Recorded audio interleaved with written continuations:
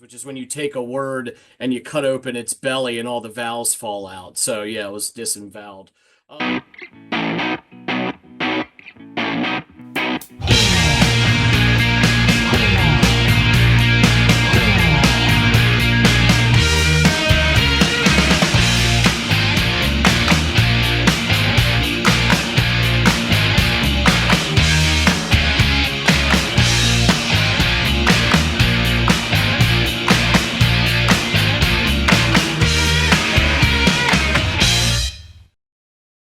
Hey, everybody, and welcome to another episode of.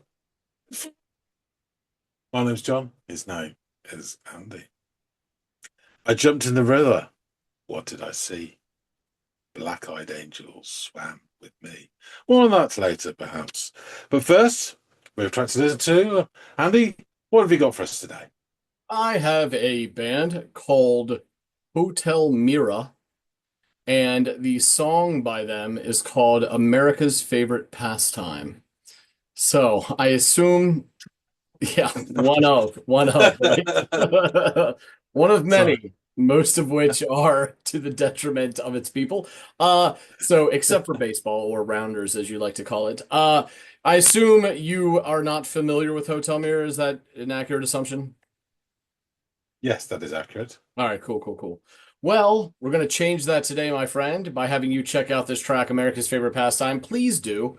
And when you come back, let me know what you think. I will. You tell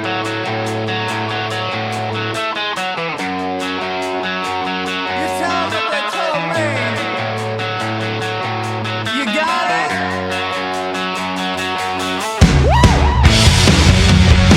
Back in the New York crew, she hit the apron. She's wearing purple shoes. She's making calls before you lace up. She wants your face down. She's got the no love blues.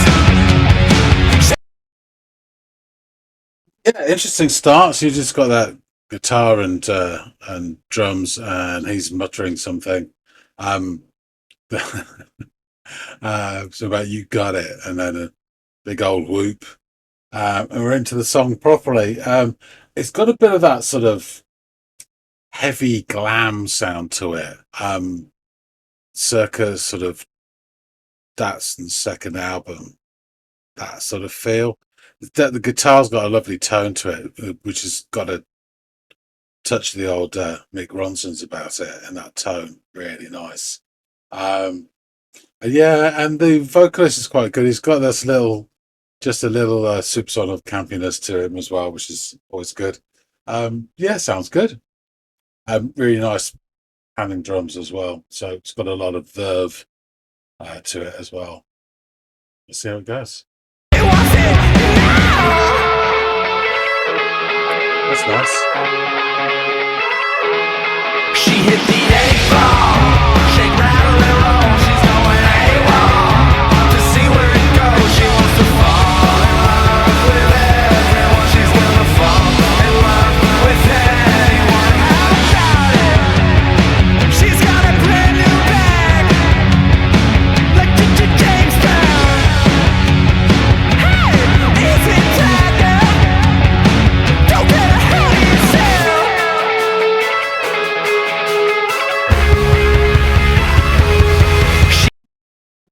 Okay. So I think that was a chorus there. There's a few bits going on. I'm going to drag it back. I'm so sorry.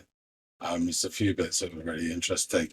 So we've got this group sort of voice to it, and they're emphasizing certain words. A-ball and AWOL, I think I heard.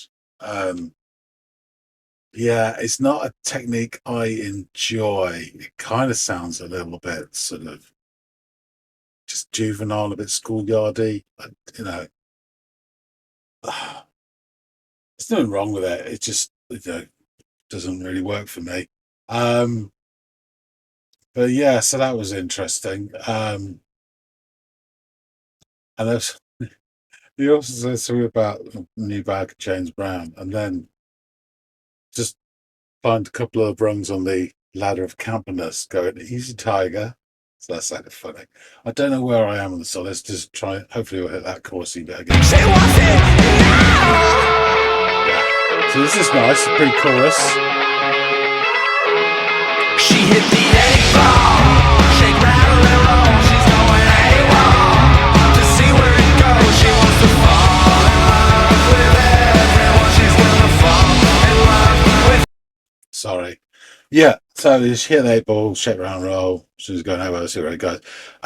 That bit there, though, afterwards, it says she wants to fall in love or something like that, and one of the group is carrying the note from fall onwards, bleeding into the next line. That's really sounds really nice.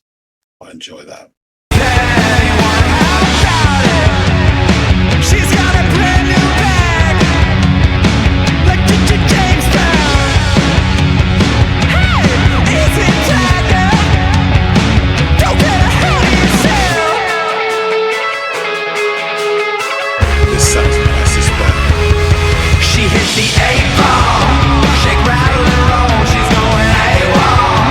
To see where it goes, she wants to fall in love with everyone. She's gonna fall in love with anyone. She wants to break up, for little minutes she wants to make up. For nights that she missed, she wants to wake up to a setting sun. She wants to fall in love with everyone. Silly rabbit, that's easy to fix. She's got a habit, whatever it is, a leather jacket, American lips, it's fucking tragic. You're not on the list, it isn't baseball. It's glamour and glitz, a little rainfall. Building To up. swallow the drip, her favorite pastime. Since I was a kid, it isn't baseball. Can you guess what it is?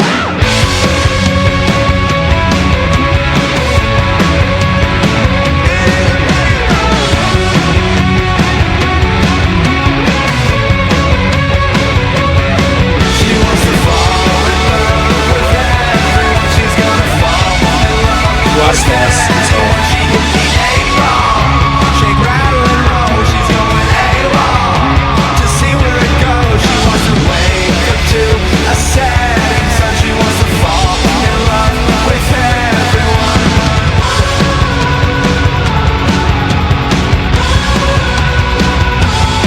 She was America's favorite pastime once. She was America's favorite pastime once.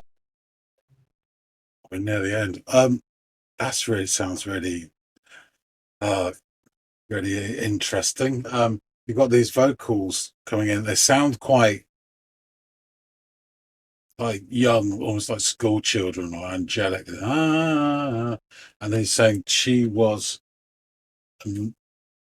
America's favorite pastime once. The way he says that, and the way those vocals are going behind, it's almost like a eulogy. You know, she's passed on now, and you're remembering it. It's a bit of the old angelic choir about it. Just a little bit eerie. Could be completely wrong. She was America's favorite pastime once. She was America's favorite pastime once. She was America's favorite.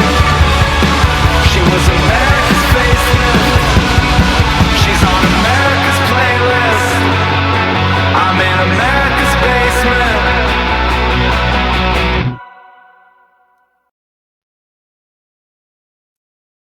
Wow. Just stop there. I think I caught the end something about facelift playlist. Was it basement right at the end? America's basement.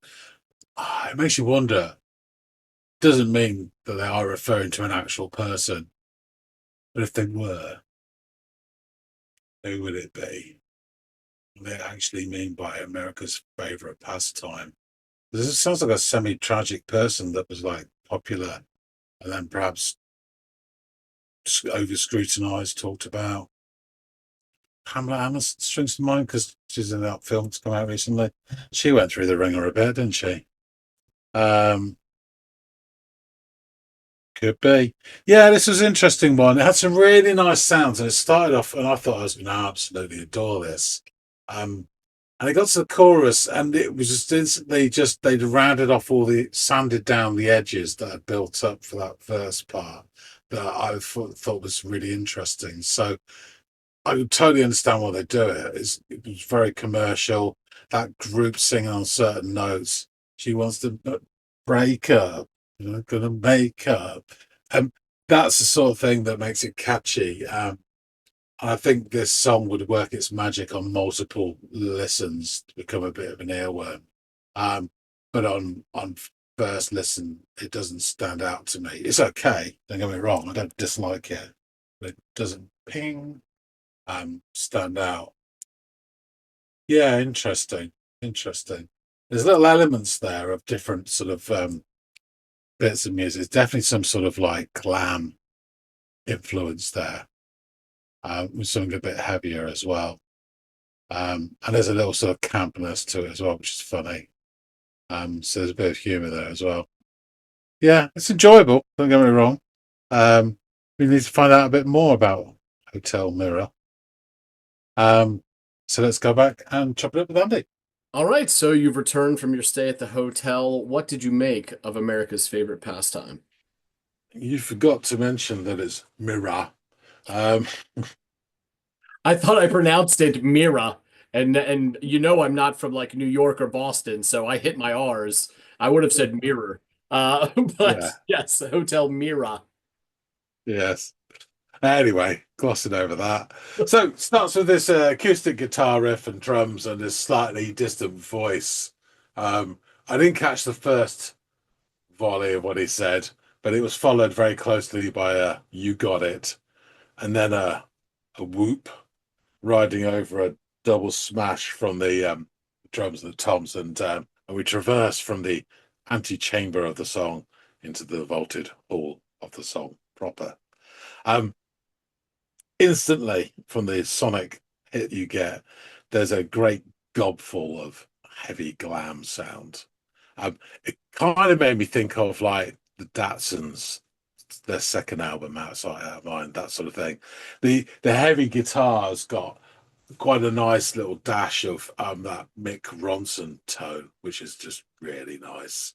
Um, and then couple it with the pounding drums and the soaring vocal as well. He's a great sound. His vocal's really nice. It's high register, but it's not quite the falsetto of a heavier sound, you know. And there's just a smidgen, I think, of reverb on his voice that adds to the overall sort of vibe of it, of this sort of soaring nature, which is really nice. As our protagonist exclaims, "She wants it now." And he sung a bit, which I didn't catch the lyrics to because I was kind of listening to the sound. It was really interesting. But he sings, "She wants it now," and the "now" is delivered as if it was sung by Cat from Red Dwarf. I don't know if you're familiar with that character. It's basically a comedy sci-fi program where a spaceship is frozen for God knows how long, and while they're all sort of in suspended animation, the cat evolves into a person that's basically James Brown. Uh, so the now is now. That's But he great. does all that during the Red Dwarf. He catches a reflection of himself, like, looking Yeah. good. But yeah, when he sings that, we then get this. So we go to Red Dwarf mode. We get a jangling of these like lovely guitar notes, backed with a kind of a bag full of ooze that are quite sort of subtle and behind, which is really nice. And it's only like a couple of bars. This is merely the stepping stones leading up to the chorus. Um, Now the chorus he sings. I think I got this because we did it a few times. She hit the 8 ball, shake, rattle, and roll. She's going AWOL to see where it goes, I think. So the chorus is delivered with a kind of group voice, which is very sort of singable and catchy. But I think it kind of, for me, it sounds off the edges that made the leading up to it, the verse quite interesting. So the chorus is definitely more commercial, and it's the hooky part of it. And the ensemble of voices, they coalesce on certain words and hit them hard, like able and AWOL. Um, and again, that I think drives home certain, in terms of earworminess in your head, it's going to do that Yeah. definitely. Um, there's a really nice bit where they're singing, and part of the group, the line "She wants to fall in love." One voice or one part of the group just runs that note on full, and it extends through into the next line as they carry on singing. And I really enjoyed that touch. That was just quite a nice um, little nod there. And then to the end of the chorusy bit, the singer then sort of has a bit of free reign himself, and he mentions James Brown and a new bag, and then he shuffles up a few rungs up the ladder of campness as he wails "Easy Tiger." It's really funny. We then get a repeat of that sort of jinky jangly pre-chorus again, and it's once more around the chorus, but then it does a double loop, as it were, and there's different lyrics, which I've caught some of. She wants to break up, and it's about makeup. Um, we then go back to that jangly guitar again as a sort of stepping stone, but now the singer solo starts singing, and the way he's singing, it's not quite, but it's almost like rapping. The way he's doing it is this tight sort of rhymes and bouncing line to line. So, and it was a bit much for me to get this, but I got Silly Rabbit, Gotta Have It, Leather Jacket, Fucking Tragic. And it sort of bounces and rolls with each other, which is really interesting Very rhythmic. compared to Yeah. the other stuff before. And halfway through this, because it goes on for quite a bit, there's a lot more which I didn't catch. But the drummer, it's almost like you're lighting a fuse. The drummer starts with a snare drum, and it says this build up, and you're waiting for the next bit to explode. It's a classic sort of technique, but it's still really fun. And as we're invited to guess what her favorite pastime is, hint, it's not baseball. We get the said explosion and this guitar squeal that to me is almost like a tire spin or a skidding of a motorcycle worthy of Junior Kickstart. It's a well-loved program in our country. And then we go into this really lovely guitar break, which is really interesting. It's got a lovely tone to it as well, but it doesn't go mental. It's just like building on this tone. And just in case we missed it, the singer is quite adamant that it isn't baseball. Um, and then also quick, we're back to the chorus. But as we come back to the chorus, the lead guitar, for some reason, goes all bloody Eddie Van Halen at this point. There's some proper face melting, but it's kind of tailing off as this chorus is building. It's really strangely situated. Yeah. I loved it. It sounded fantastic. And I'm not really a fan of that sort of, but it just really was really cool. Yeah. Things take a turn at this point because we get these weird, I'll call it like school bus backing vocals. There's like really young sounding voices that are vocalizing these vocal chords, and it keeps going through to the end of the song, and they're rising in pitch and intensity. And the lyrics turn to "She was America's favorite pastime once." And with these rising background vocals, it's given me the sort of vibes of almost a eulogy or memorial service for someone who's passed on. It's just very strange. Um, and then as they're finishing, I think it changes the lines. I'm sure I hear like America's facelift, America's playlist, and something about the basement, and it just stops. Uh, so it's really interesting, and when it stopped, it just made me start thinking it doesn't have to be about a particular person, it's just singing a song. But if it was about a particular person, which it might be, who will it be? And I think because of my age and because you mentioned baseball and stuff, my first popped in my head was Marilyn Monroe. Um, and then I thought perhaps one of the Kardashian creatures, because the line facelift took me there, because Marilyn Monroe definitely didn't have a facelift. And then I thought perhaps Pamela Anderson, because she certainly got through the ringer in terms of this scrutiny, this adoration, and then her life being taken apart. And she's then made a comeback because they were mentioned about the new film she's in and stuff, Yeah. reinvented. And so that's why it popped into my mind. But it's just really interesting, or if it's just an idea or an attitude they're talking about. So this had some really nice sounds to it. I think the chorus, if I'm being totally honest, is just a slightly bit too pasteurized for me to stand out on first listen. I think what this song does, its strengths, is what it intends to do through multiple listens. It becomes more and more catchy and more earwormy. Mhm.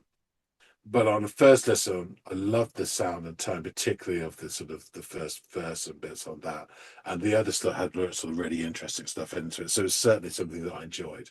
Excellent. I'm really glad you did.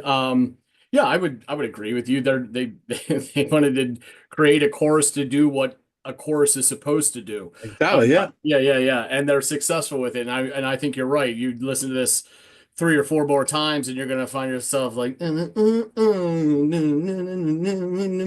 it's just gonna get stuck in your head. You know what I mean? So yeah, I think that's it was a successful go at it from them on this tune, and I'm glad you enjoyed it. Yeah, Hotel Mira. They are formerly known as Japanese Girls, which is JPNS So it's what they call a disembowelment of Japanese girls, which is when you take a word and you cut open its belly and all the vowels fall out. So yeah, it was disemboweled. They are a Canadian alternative rock band from Vancouver. They formed in 2010. They're now based in Los Angeles. The band consists of Charlie Kerr on vocals, Mike Noble on bass, Clark Grieve on guitar and keyboards, and Cole George on drums. The band members are all originally from the greater Vancouver area. Kerr and co-founding lead guitarist Oliver Mann formed a core project in 2007 while still in high school, with Christopher McClellan joining in 2009 and Graham Searle rounding out the lineup of Japanese Girls in 2010. Live shows were integral to the band from its beginning, performing in battles of the bands and packing out any venue that would allow teenage performers. Prior to 2010, Japanese Girls was known as the Beauties, but due to the name conflict with an existing band, the group changed the name to Japanese Girls. This was chosen as a tribute to another band they admired, an all-female Japanese indie group called Mass of the Fermenting Dregs. That's an interesting name. However, upon realizing the name called Sounds Korean. Yeah, you know what? Now that I think about it, you're right. And of the nefarious northern variety. However, upon realizing the name caused difficulty when searching for the band online, they switched to using that disemboweling sort of technique of JPNS GRLS, Japanese Girls. Just ask, that is a horrible thing. Who started all that whipping out the vowels? Yeah, I don't know, but I'm totally with you. I hate it. I hate it so much. I got a feeling, and I could be wrong here. Please someone drop the comments if they know this. I've got a sad feeling because I don't want to think this, but I've got a feeling that Prince has probably got a lot to do with it and the way he did it.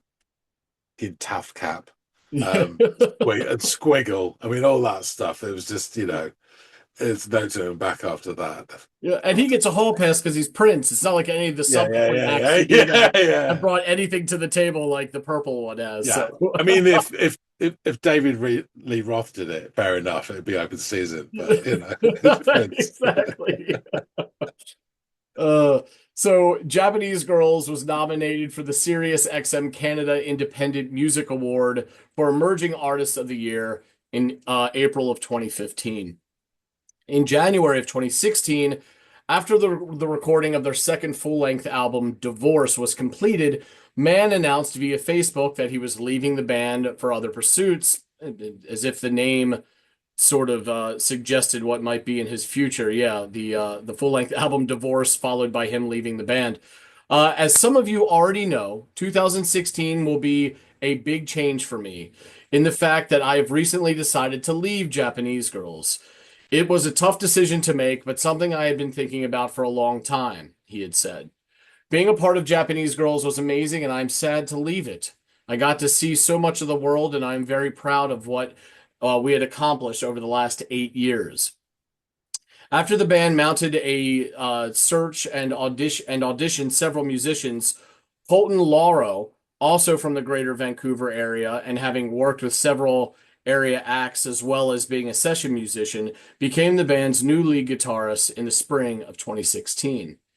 In April of 2018, Kerr announced via several social media platforms and the band website that the group was retiring the name Japanese Girls and rebranding as Hotel Mira. He also announced a new iteration of the band lineup as Searle and McClellan had left in January of 17. Lauro would stay on as lead guitarist, and Mike Noble was added as the new bass player. Along with these changes, the announcement also included a new single, 3 a.m. Lullaby, the first track released under the moniker Hotel Mira. After releasing a self-titled EP in August of 18, Hotel Mira released their first full-length album, Perfectionism, on Valentine's Day 2020. With the release, the band was now rounded out by the addition of Clark Grieve on keyboards and Cole George on drums, both previously session musicians with several bands in the Vancouver area. Lauro left Hotel Mira in 2021. In 2023, the band released their second full-length album under the new moniker entitled I Am Not Myself, and followed that up the next year with the new EP, I Am Not Much Help.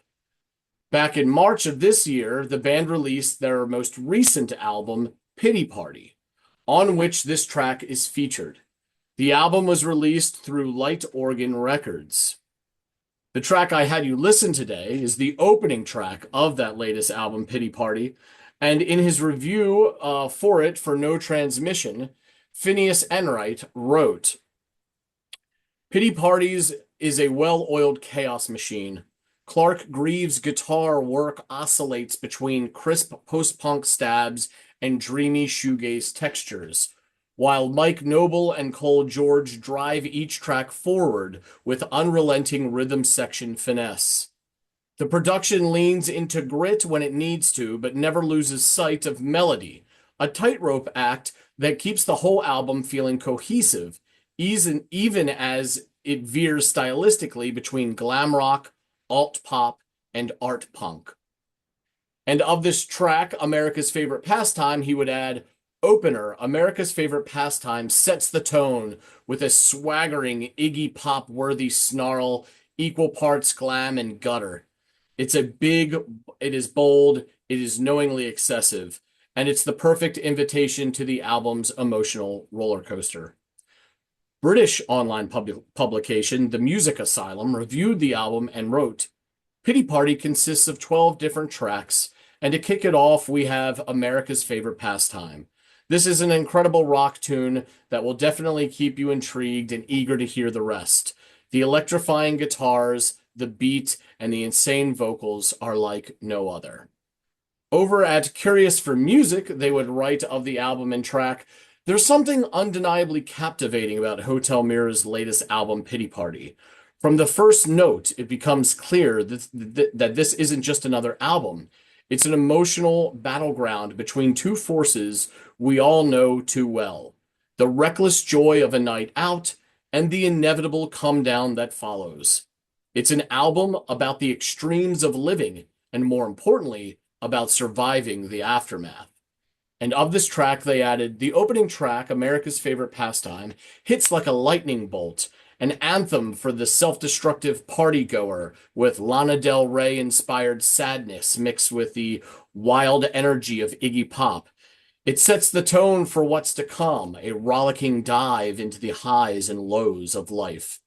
And finally, in an album review for the online publication Music for the Misfits, they wrote, thematically, Pity Party captures the restless inner conflict of modern living, the duality of indulgence and regret, confidence and self-doubt. Kerr's lyrics are self-aware and sardonic, yet emotionally direct, tapping into that universally human sensation of being pulled between extremes. Pity Party feels like a diary scrawled during both the height of a party and the low of its aftermath. This new Hotel Mira material shows greater depth, offering subtle shifts in structure and tone that showcase a band evolving rapidly. There's a looseness to the energy on this collection of tracks that makes it feel completely alive. Adding from its first note, the record commands attention. Its razor-sharp guitar riffs and dynamic vocal turns create a soundscape that's at once polished and raw, chaotic and controlled.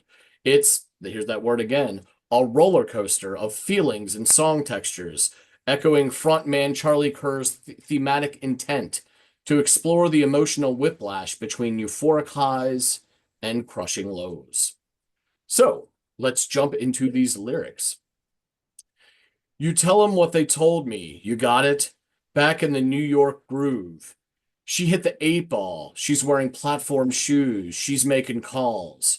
Before you lace up, she wants your face down. She's got that no love blues. She wants it now. She hit the 8 ball. Shake, rattle, and roll. She's going AWOL to see where it goes. She wants to fall in love with everyone. She's going to fall in love with anyone. How about it? She's got a brand new bag like James Brown. Hey, easy, Tiger. Don't get ahead of yourself. She hit the 8 ball. Shake, rattle, and roll. She's going AWOL to see where it goes. She wants to fall in love with everyone. She's going to fall in love with anyone. She wants to break up, but riddle me this. She wants to make up for nights that she missed. She wants to wake up to a setting sun. She wants to fall in love with everyone. Oh, silly rabbit, that's easy to fix. She's got to have it, whatever it is. A leather jacket, American lips. It's fucking tragic. You're not on the list. It isn't baseball. It's glamour and glitz, a little rainfall. To swallow the drip, her favorite pastime since I was a kid. It isn't baseball. Can you guess what it is? It isn't baseball. She wants to fall in love with everyone. She's going to fall in love with anyone. She hit the 8 ball. Shake, rattle, and roll. She's going AWOL to see where it goes. She wants to wake up to a setting sun. She wants to fall in love with everyone. She's America's favorite pastime once. She was America's favorite pastime once. She was America's favorite pastime once. She was America's favorite pastime once. She was America's favorite. She was America's facelift. She's on America's playlist. I'm in America's basement. So yeah, to me, it sounds very much of this often romanticized or idealized sort of lifestyle of honestly, you kind of touched on it with the Kardashian thing, but that's just like a small facet of a larger kind of gross relationship a lot of Americans have with this concept of fame and popularity and glitzy nightlife and a fuck ton of cocaine. As there are clearly tons of allusions to it throughout this. At points, you could even say that the personification or this female character that he's alluding to could be a personification of cocaine itself. She wants to fall in love with everyone. She'll fall in love with anyone. You know, this idea that she is this drug for the people and to that sort of drives this lifestyle, if you will. And, you know, she's America's facelift. She's on America's playlist. I'm in America's basement, which I think at the end is a great way of being like, yeah, you think it's all of these other things, but here's where you really are. Like you're in rock bottom or you've hit the basement. This isn't the penthouse suite on the, 30th floor. You're, your ground level, you're subterranean, because that's where this will lead you. And it's as vapid and shallow as a basement too. You know what I mean? Like as far as like the low of the low. So yeah, that's kind of my take on it. But it's a pretty new song. There's not a lot out there on the true meaning of it, but I think there's enough in there that you can kind of extrapolate those sort of sentiments anyway. So thoughts after hearing those lyrics or anything else, John? Yeah, it was interesting as you were saying them, again, just you reading them, it's hard to take it every bit in. But I had the feeling as you were saying them that kind of felt very sort of New Yorky commentary, chicy type thing. Yeah. Do you know, Abel didn't, I completely forgot that was cocaine related. Fair enough. Good. It's interesting that a Canadian band highlights America's favorite pastime. Yeah. Just interesting. I wouldn't say any more than that. What's that all about? Yeah. Well, I mean, to be fair, Canada is America in that it is North America.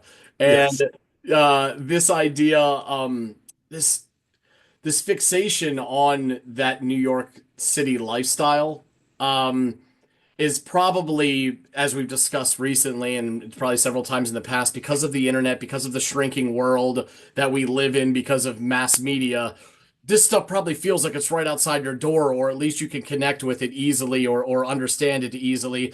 And they're also in the indie rock scene, and New York is a major hub for that. So it wouldn't surprise me in the least if they witnessed this shit firsthand while trying to make it big at some point. You know what I mean? But point well made. You know, it's not like this is coming Yeah. from Toronto either. Vancouver is all the way on like the Pacific Northwest side. You know what I mean? These guys Yeah. should be talking, casting aspersions on the grunge scene of Seattle, not the not the glitzy indie lifestyle of New York City.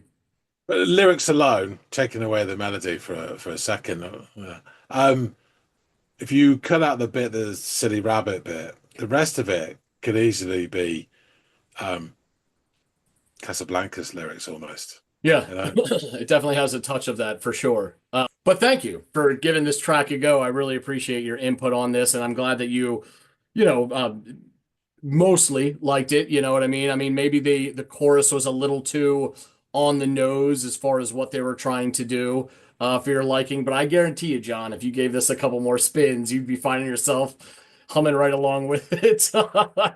Guys out yeah, there, see that. yeah, guys out there in the listening audience, please let us know what you thought of Hotel Mira and this song, America's Favorite Pastime. I'd be interested to hear what you guys have to say.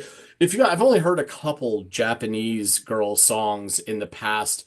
Never like super grabbed me. I mean, obviously there was some talent there, but if you guys know of any Japanese girl songs that we should maybe check out on the channel, or maybe songs that they released after the name change, but before this album that came out earlier this year, please feel free to drop them down below. We love hearing from you guys. Also, please like, share, and or subscribe if you haven't done any or all those things. It goes a long way to help us over here at the channel, and hopefully it only costs you a couple clicks and seconds of your time, which we really do appreciate. And hopefully, John and I will catch all y'all in growing numbers on the next installment of the Audiophiles. We'll see you later, guys.